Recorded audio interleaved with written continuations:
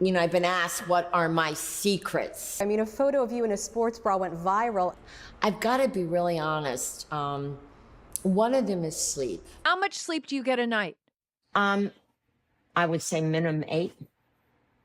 And on a very good day, there are days I can go 10. Is there anything that you do to ensure a good sleep? I read a bit.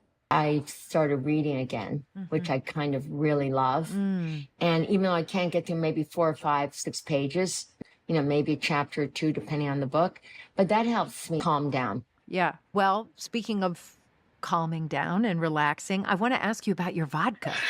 I always like to have a cocktail at night.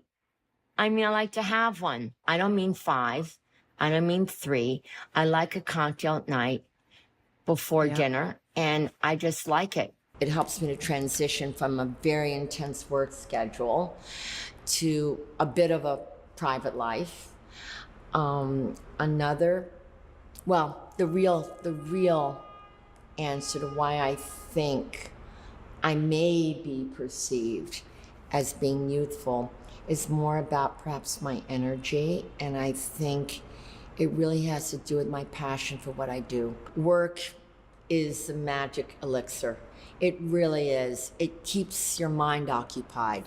And when your mind is occupied, I think everything else follows. And I love McDonald's. Hey, listen, also your hair is so long and jet black. It's so gorgeous. It's like No, I the dye absolute... my hair. I'm 75 years old. Okay, but so here's my question.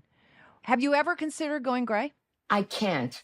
I looked into it. I'll tell you why. My hair is not evenly overall like that beautiful. One of my best friends in London went fully gray, but her hair is the color of it and the cut and the tech, and it's even.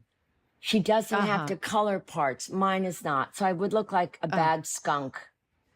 Okay, got it. Okay, so keep it as is. Why do you think women, by the way, as they get older, why do you think women very frequently cut their hair short? What's your take on that? I think women were told that. Women are told a lot of things all the time. They're told too much. Every They're time. told too fucking forever. much. Yes. And I can speak as headed towards 75 that I believe each woman is individual. She is herself. She is unique. And no one should say, you're not this, you're not that. I do believe also women should be their best selves. I really hope for that. But I'm also saying that everyone is unique. How can you make a blanket statement about all people? I did start to realize I was losing lung capacity and muscle strength at one point a few years ago, because I've always been an athlete. But I never worked out consistently after a period. I broke my ankle when I was 37. After that, I couldn't really do what I liked. I was a runner.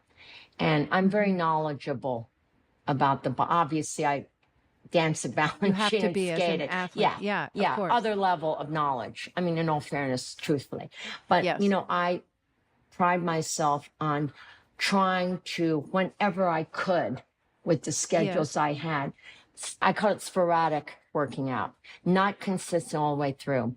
But I really decided last August, because I had a particularly difficult schedule last year, and I made it a decision for myself that I would really try to gain strength again. So I'm happy to say I'm pushing 80 to 100-pound leg presses now. You know, I don't work out in the gym 3 hours a day. I don't have time. Right. But if I can fit in a 40-minute walk, I try to fit in that. I make an effort to make that happen now. Where other times everybody needs you. They have to talk to you at this hour. You can't do it any other time. You bend yourself in two for every other appointment. And I finally say, you know what? I'm going to be 75. And if I can't figure out an hour a day for myself, then there's something really wrong. Well, wasn't that a treat? Okay, so I'm going to call my mom on Zoom so I can tell her all about this conversation. Hi, Mom. Hi, love. How are you? Good. How are you doing? I'm good. So, Mom, today we spoke to Vera Wang.